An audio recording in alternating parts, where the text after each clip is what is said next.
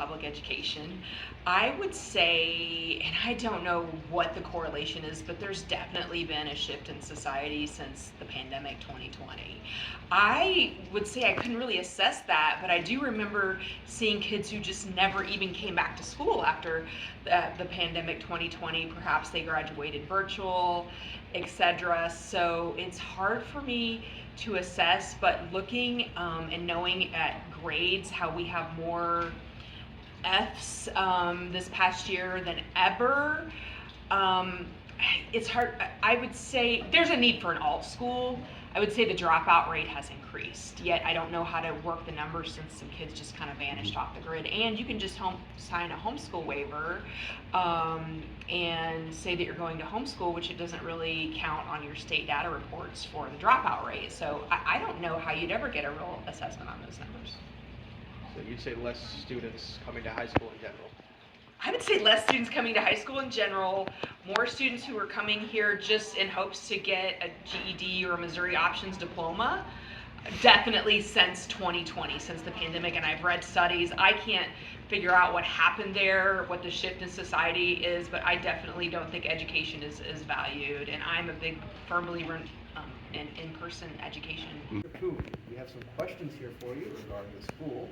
First one is, how has the high school dropout rate changed over the years, both in the high school in general and through your classes? Through my classes, I've never really had a lot of dropouts, so it really doesn't affect that. Overall, at the high school, with the